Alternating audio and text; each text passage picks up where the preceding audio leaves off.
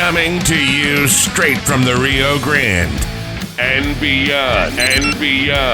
Broadcasting to the four corners of the globe. So grab your seat, your coffee, or your sundowner. Okay, everybody, here we go. On point, as always. This is Gloves Off. Gloves Off.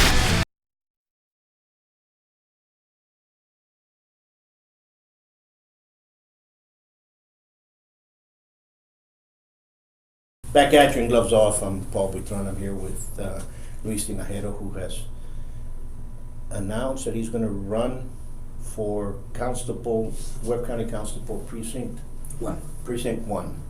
And it's a race that just came up, right? Because according to everybody should probably already knows, but if you don't know, the constable that had it there got into some criminal activity, and he's facing right now. He's being processed. They had to remove him.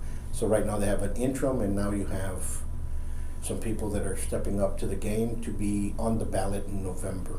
So, number one, how are we doing today? We're doing pretty good, enjoying the heat.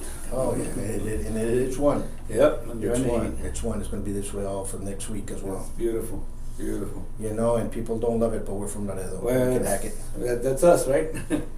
But you know, folks need to be hydrated. That's the only thing. Yeah, just keep hydrated. Yeah, watch the alcohol intake. Yeah. Absolutely. So tell me, what prompted you to say, you know what, I'm gonna jump on board? Well, a lot of different reasons. One is that this seat is very important because there's a dark cloud over that agency right now because of what happened that you alluded to. So we need to have somebody in there that can pick up the reins immediately and finish this term, which is a 2-year term. That precinct is probably one of the larger ones when it comes to constables' offices here in Webb County. So there's a lot of people depending on that constable and what they do. So you need someone with experience that is able to jump in immediately, not OJT, but just jump in and pick up the reins and move on to the next 2 years. Absolutely, and, you know, and it's sad because you don't expect this from law enforcement, and it's sad what he was doing. And I wasn't there, I wasn't around. You know, but so it's kind of, it's sad when you see that when law enforcement is involved with that type of crime, and the crimes period. But you know, any crime, unfortunately, Paul. The thing is that people, we're human beings, and in people's eyes, you know, now we're all being looked at. You know, who else is involved in this kind of stuff? Of course, this crime that was committed is a little extreme. It's almost out of a book, out of a novel. So it's unbelievable but because sometimes there's got to be better checks and balances, make sure that we're all doing what we're supposed to be doing. Absolutely. So let's touch a little bit more. You're going to be running on the Republican side of the ticket, correct? Actually, now what's going to happen, because I came in too late, so I'm coming in as an independent. Oh, okay. The Republican Party will be supporting to a certain extent, just like some of the Democrats are going to be supporting. So I'm not big about cutters, to be honest with you. There are certain value systems in the Republican Party that I subscribe to, definitely, and there's some in the Democratic. But the Democratic Party here made their choice as to who their candidate is, so now I have no choice but to go independent, just to make sure that the right person is put in place. Absolutely. Let's touch base a little bit on your experience and your trajectory as a peace officer, and how did you start, and because it's quite an accomplishment, obviously. Thank you. I read your resume. I appreciate that. Well, you know, our generation, Paul, we were taught by our parents, work hard, you know, give it all you got, and one day you'll get a chance. Sure. In Laredo, that hasn't been fruitful for me, to be honest with you. But I'm prepared. You know, I graduated from Nixon High School in 1988. That same year, I joined the National Guard. Went to basic, came back. In 1991, I joined the police department at the age of 20, and when came up the ranks, I made it all the way to lieutenant. The reason I didn't make it all the way to captain is because I didn't want to become a captain. I was done. 30 years of service, I was done. In the Army, I went all the way to lieutenant colonel, came up the ranks there. 2 tours in Afghanistan and a combat environment. And then on the civilian education side, got my bachelor's, 2 masters from TAMU, and I'm working on a doctorate from Mississippi University. So again, I still believe that if you work hard and you give it all you got, that sooner or later a door will open up, and that's why I'm hoping that this is my door finally. Absolutely. And you said some great points. Number one, you work hard and you achieve hard, and you're gonna get there, and that goes with anybody, whether you're in baseball, whether you're a teacher, whether you're an accountant, whatever you all set your minds go to, set those goals and start going after it. Even you might say it's very big, but you know how they say, how do you eat an elephant one piece at a time? And that's what we need. That's what you need to do with the goals. And you've had an accomplishment also as a veteran, and thank you for your service. Appreciate that. And for all the veterans as well, because that's the reason why our flag waves, and that's the reason why we still have our liberties, and that's the reason why there's a bunch, but there's a couple of questions. Tell us what a constable does. Okay, there's 4 primary duties for a constable. One, he or she serves as a peace officer. We are peace officers, and I say we because right now I'm the chief deputy for Precinct 3 under Constable Adrian Cortez, so I am a constable deputy right now. So we are peace officers. A lot of people don't understand that. We have all the rights and privileges and duties and responsibilities of a peace officer. That's number 1. 2, we also take care of all the legal paperwork for different courts. Anything from divorces to evictions, we serve all those papers to process the case through the system. Then we serve also as a bailiff when called upon, or as security for both court, elections, or any kind of special event. So our duties are a little varied from what you see, say for example, Laredo Police or even the Sheriff's Office. Ours is a little different. Absolutely, it's more of a court's office, right? More of a Yes. court department of law enforcement.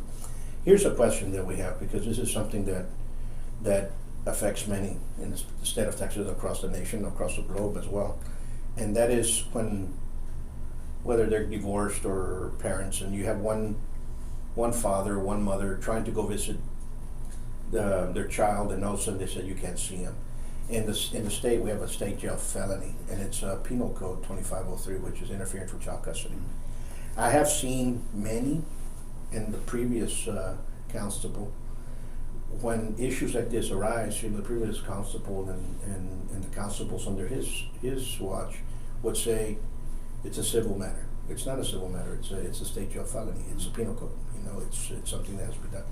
But a lot of times, a lot of how can I say, matters within these type of interactions or that are being committed, a lot of police in the state of Texas turn around and say it's a civil matter, or the district attorney won't prosecute. And what do you feel about that? It's very difficult, Paul. Let me tell you why. There's a lot of variables that make it real difficult to follow up a case like this.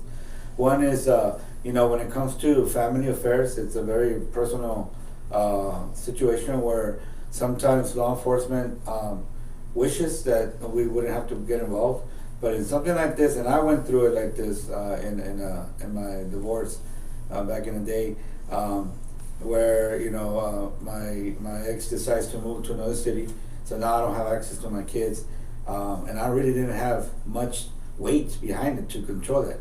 So I had to spend a lot of money and time because I want to be responsible to get out there to see them and be part of their lives. But that's because I was that way. So a lot of parents, a lot of males that are in that situation don't have that luxury, and then they get blamed for not being part of the family. So those dynamics very difficult. You said a couple of good points. Sometimes the district attorney of the area doesn't want to get involved, or they shy away from it until it gets out of hand. A police department might say, yeah, it's a civil matter, because the police departments only deal primarily with criminal matters. When it comes to a civil matter, a lot of times they're going to say, well, there is a legal statute, file it so that the DAs, but I just told you that some DAs won't do it. So it's one of these, I can't go to school because I didn't graduate. I didn't graduate because I didn't. So it's one of those vicious cycles that's very hard sometimes to get through. Only the more severe cases actually make it to a place in the case where there's actual legal action that's going to be taken care of. But here's what I'll tell people all the time. You have a lot of cases where Sometimes nowadays it's becoming more popular for males to have their kids, have custody of their Sure. kids. So And it happens to both males and it females. happens to most. The majority is the female keeps them, unless there's some outstanding circumstance that it doesn't happen. Most of the time, it's going to be she's going to have custody. So the male's going to have the issue with she won't let me see him, or she brings him late. Just keep on fighting those reports. Eventually, somebody will listen. If you have a stack this high that you're fighting against your ex-spouse, sooner or later somebody will listen. So always. And don't let PD or anybody tell you it's a civil matter. I don't care what matter it is. I need a case number. That's all I got to do. They don't want to do it. Let me speak to your supervisor. I guarantee you they'll do the report right away. Absolutely. But now let's say you get elected. Now you're going to have a whole crew of peace officers behind you. What would you say? One of the main things I need to do is first of all go in there and find out analyze the numbers, the data on that specific issue. And then have a conversation with the DA's office, have a conversation with the judges that are taking part of this stuff, and say, look, how far is Webb County willing to push these cases? We need to help these people. You know, I don't care. It's not about choosing sides. It's about the only ones that matter in a civil dispute are the kids. That's it. It's not him or her or the family or the mom. It's the kids, because that's the reason why we have a lot of kids out here. One of the reasons that we have a lot of kids out here that are emotionally unbalanced. They're missing that father, they're missing that mother, and that's why they swayed out of the right path. Absolutely. Well, that's what, look what happened in Uvalde. Yes. And now the father's coming out that, that's basically what occurred. He was pushed out of his child's life. So we have those issues, and we have to stop them. And it's up to the peace officers to bring peace and order for that. And sometimes, unfortunately, you have to. 2 years ago, we went in front of, I guess the Councilman Vidal Rodriguez. We talked. I had an incident. And I'll say it here, where I filed for a 2503, and they said you have to do it again after 8 because you're supposed to bring them. If you don't do it, they did it again. The officer that showed up started getting a little bit out of hand. And I said, well, this is what it is. That told me. He takes 2 steps back and he goes for his gun. I called PD on the phone and I said, this is what's going on. He leaves. Later on, he comes back. It's a big mess, and what occurred. But I knew how to control myself and control kind of the situation and diffuse it. But if it would have been another person out there, I'm pretty likely he would have been handcuffed, taken away, or shot, just because of what happened. So we're trying to avoid those situations that go in. Now, people also need to understand that you have to have your decree with you. You have to have everything with you when you file one of these. Yes. You have to, there's steps to take. Yes. To take for this.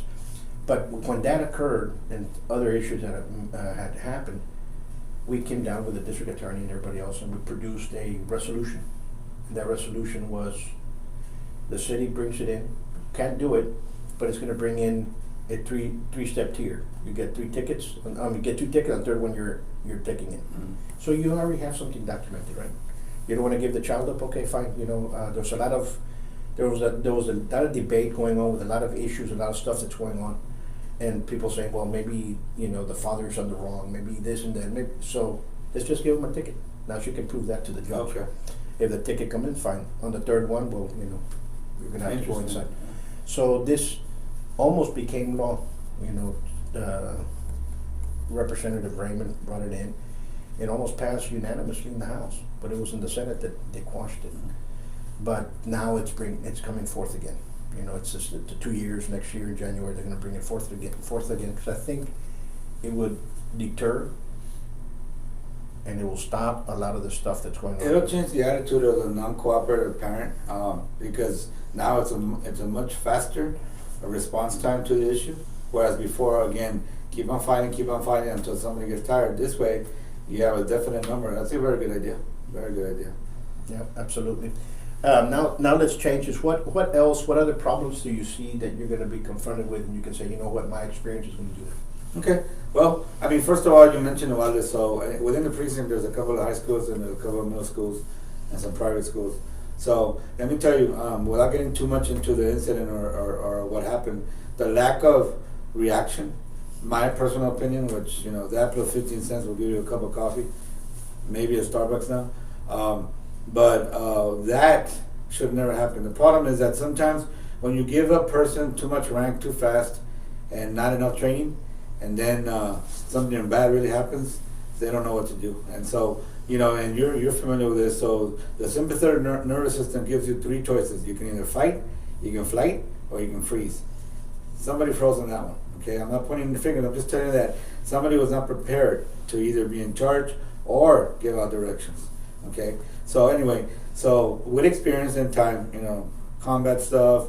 I've had an issue at work where one of the suspects died. It was a good shot. So I've been through some stuff. That's where my experience kicks in. Other issues having to do with stash houses. Right now, my precinct 3, we see a lot of human trafficking, Sure. and a lot of it starts from this district because the border's right there. So PD last year, or in the last 2 years, the Laredo Police Department has received over 50 calls for stash houses. That's in that area, in that precinct. That's a lot of stash houses. So my deputies, if I get a chance to serve in that capacity, will be tasked to keep an eye and go visit these houses, make sure they don't reemerge as a stash house. Make contact with the owners, find out why they're getting to that level, okay? And then start prosecuting after that. Like I said, we do have the capacity to do that. Other issues, downtown. Downtown Laredo is a beautiful place, but it's not being kept up right. Absolutely. The businesses don't want to come in because we need to improve it. How do you do that? You got to make people feel safe. Laredo PD does a great job. Sergeant Baker and the guys that are out there in the bike patrol, they do a tremendous job, but they need help. So maybe one or two of my deputies, get them on bikes. Let's go out there and help them out. Maybe when they leave, we'll do night stuff. When I used to do the night shift, when I was coming up the ranks before I started promoting, I did bike patrol at night. And let me tell you, it's very stealthy in the bike. You can come up on people. All you got to do is stop and you'll hear crime. You'll hear stuff going on that you miss with the patrol unit. Okay, so that's another angle. There's a couple of programs I already have in mind too, having to do with the heroin addiction problem. A lot of the homeless downtown. So we're ready to go. I just got to give me the opportunity. Absolutely. And there's a lot of wrongs. There's a lot of issues throughout. And when you turn around, there's more. And I'm not saying that we live in a bad place. It's just what has happened. People have been kicking the can down the street, and now we need people to say enough's enough. And we need to do that now. That's it, Paul. Because I've been a citizen of Laredo all my life. I've done a lot of traveling, and I've been out of the city for a long because of the military. But the growth that happens in Laredo is very minimal. It keeps on growing geographically, but the mentality and the attitude is still the same. Yeah, so we need to start a system to start. Something needs to serve as a catalyst for change. Let me tell you, the biggest problem that we have right now is something called voter harvesting. Okay. Basically, let's translate that into Spanish. It's called Cañonero system. Oh, the Cañoneros, yeah. That needs to stop. That does not produce the better candidate. It doesn't. I'm sorry. It doesn't get elected. The better candidates do not get elected because of that. For example, I am not going to get involved with that. Why? Because it's illegal. It's a felony 3. And guess what? If I find out that anybody is in this race doing that, we're going to go after them. I have a lot of PIs and I have a lot of friends that are going to be keeping an eye out. And if I find out that somebody's doing it, I don't care who they are, we're going to go after them because that's not right. Let the voters decide for themselves. Absolutely. Yeah. I've always said that. You have to. The intimidation factor. I did security for some of the judges that ran before in the past. That we were all. It was very hard because there was a lot of threats. There was a lot of stuff like that. It seemed like we were in the mob. Yeah. And it's not about that. But every time we went one election, it got worse and worse, and it got to the point now that, geez, it looks like the mob. Yeah. The way they act, the way they push, and these are public officials directing those cañoneros and directing everything else when it comes to election. Hey, wait a minute. You know what? Let's step back. And not every candidate, not every official out there uses them. As you know that. And the problem is this, that if you're a candidate for an office and you have to use the cañonero, then you're not ready for it. You know what I'm saying? You're not ready for it. You know, if you're gonna run for office, you better have the credentials. You better be able to communicate and motivate people to do the right thing. Not because somebody's doing the dirty work for you. That's the only way you're gonna get it. That means that you're not ready. You know, it's like signs. Signs are beautiful, but signs don't win elections. You know, I have a lot of people right now that some of my opponents right now already have signs up, but guess what? Their vote, they're not gonna be able to control that vote. So I can put up your sign all day and then vote for the other guy. So let's not fall for that because I see a sign. Oh, he's with them. Let's not fall for that. The same thing in the voting. You know, don't you give me $20? I'll take the $20, right? But I need to go vote toward. So again, all that exchange of money, gift cards, you know, favors, that needs to stop. That needs to stop. Like I said, so Laredo is not a corrupt town. Laredo is a town with a system that corrupt people will abuse. You know what I'm saying? So it's not that it's a corrupt town. It's just that people that are not thinking right, that want to, you know, cut curves and cut corners, will use it against itself. Now, I don't know about you, but I don't like to feel inferior to anybody. I don't like for anybody to come up to me and say I'm better than you. So by us allowing our people to fall for this and accept the gift to go vote, we're hurting ourselves. We're hurting ourselves. That's why we don't have. That's why with that voter apathy is around. You know, people don't want to go vote. People say it's the same thing. People need to go vote. I'm going to tell you why.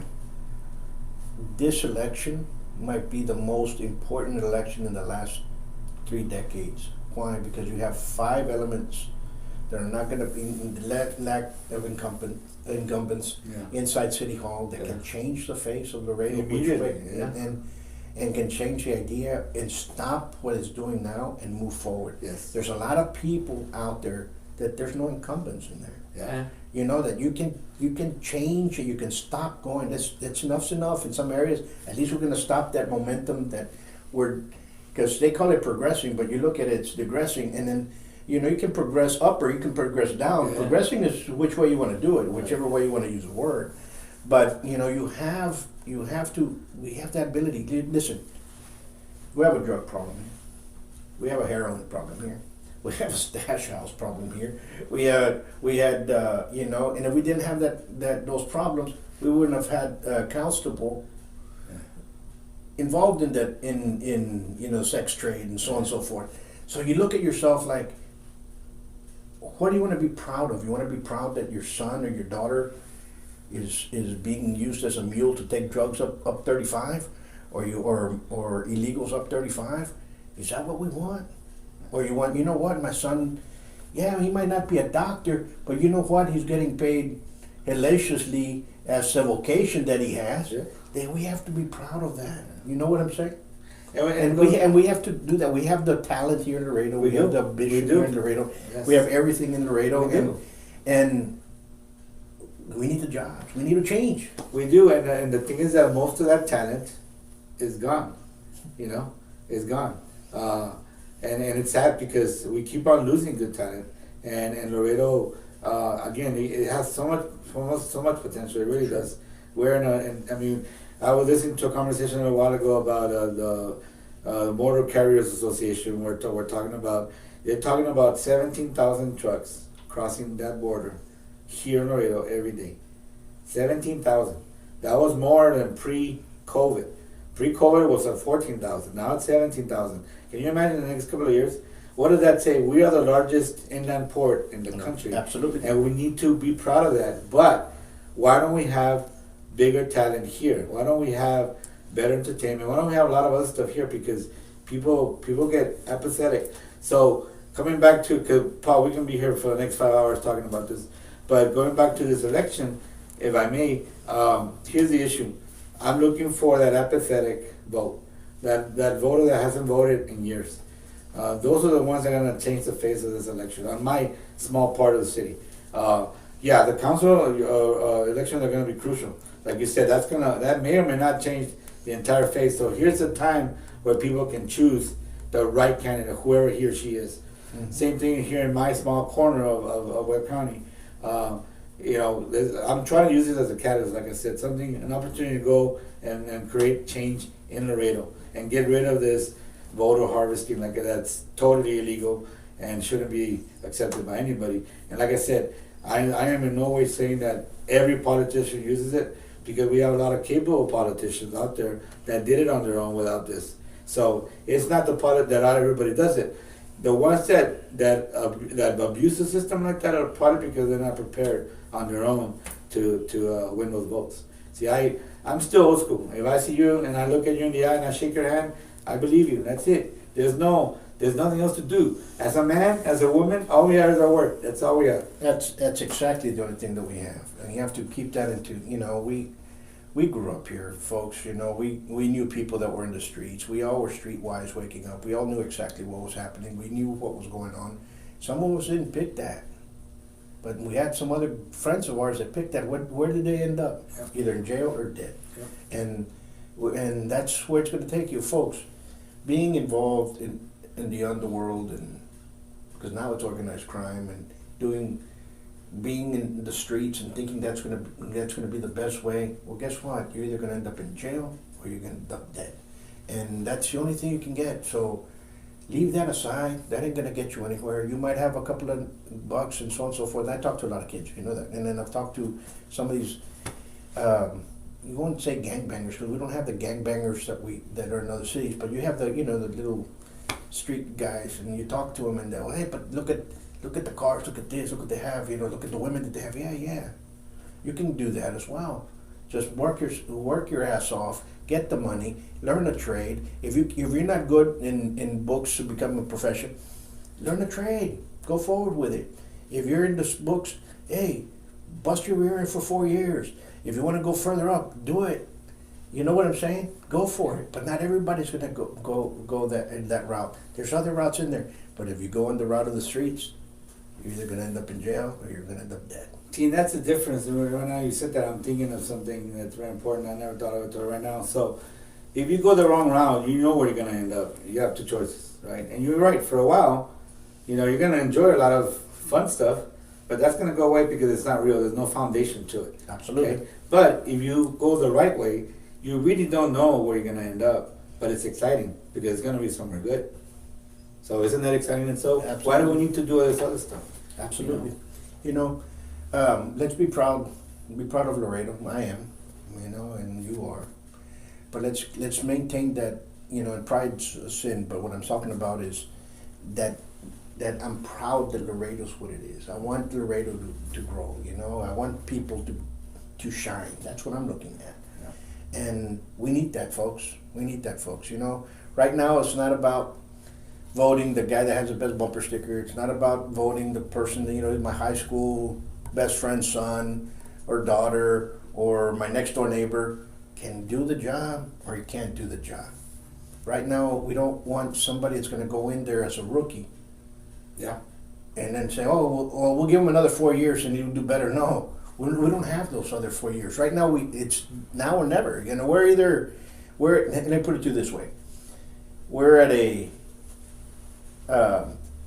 tied game, and you're in last ball, and you're 9-0. You know what I'm saying? And all of a sudden you're either 9 and goal. Either you make it or you don't. You know what I'm saying? That's what it is. Either you're gonna go for it or what's gonna happen. Yeah. We lose or we win, and let's take it that way. Yeah. And the election. Let's talk about that. When is it? The election itself is November 8th, so we're down to 4 months more or less. So it's gonna happen, fast and furious. It's gonna happen fast. We're ready to do, get out there and do the walking and talking. Like I said, it's my approach is gonna be grassroots. I'm not intended on wasting, spending all kinds of money. I'm not gonna do that. I want to speak to those voters that have not come out for years to vote in Laredo. And like I said, it doesn't matter whether you're Republican or Democrat. I'm coming in independent with a lot of backing from both groups, but mainly the Republican Party. But right now I'm just ready to speak to people and to send a message that it's okay to come out and vote. It's all right. Let's do it. And that's something that he brought in, folks. When you get elected, it's no more about parties. You're an elected official that's representing everybody. if an alien comes down and now they start living among us, well, guess what? You're going to represent that alien as well. So you have to realize that it's no longer about parties. It's once you get elected, you have to represent the people. And here's, now that you said that, you know what's also equally important? Who do we want? Say CNN comes down and does an interview. Who do you want in front of that camera that says, you know, Constable Precinct 1, speaking to that, you know, that outside world? Who do you want? Someone that can speak to, you know, with some kind of intelligence, or someone that stutters because they don't know what they're talking about? Whatever. I mean, you gotta be proud of that. The one that you elected is the right person, you know, and not a politician. Because I am by anywhere near what a politician is. I wear my emotions on my sleeve, but I'll tell you the way it is. I'm not gonna sugarcoat it. Of course, I'm not desensitized either. I mean, I have emotions, but what I'm trying to tell you is that I'm not here. This is a very unique position because it's an elected position, but it's also a law enforcement position. So you gotta walk a very fine line because you're gonna be crossing both a lot, almost every day, and that's okay. That's the nature of the beast. So someone needs to know how to do that. If you're just a politician, then you don't belong here because you're not a law enforcement officer. If you're just a law enforcement officer and you don't know how to do the politics, you don't belong here. You're gonna have to learn, and I've learned that throughout my life. I came in very military, I'm a cop, street cop. That's all I am. But throughout time, as you get older and life, you know, kicks you in the face a couple of times, you learn to change your attitude a little bit about some stuff. Absolutely. Well, I want to wish you the best of luck. I want to wish everybody, all the candidates, luck and Godspeed, because everybody that signs a name on that line has the guts to confront it. I look at it as if you're going up in a fight. You might have butterflies, but you're going to turn those butterflies, you're going to fly out the ring, or you're going to turn those butterflies and churn your stomach, and you're going to go forward and use that to your advantage. So, folks, research every single candidate you see, okay? You know what? You have a question about them, don't look at Facebook and, oh, look what they're talking about. No. Call them up. If there's a phone number, call up their campaign and say, you know what? I want to talk to you. Can I go over there? Can I visit with you? Well, they're running. They're actually working for you at the end of the day when they get elected. So let me put it to you this way. If you call a candidate and he does not return your call for that, don't expect him when elected to call you. All right. Ain't gonna happen. Okay? So with that being said, you guys, it's a hot day. It's gonna get hotter. We're in the dog days of summer. Hydrate. Be safe. Stay safe. God bless. Thank you.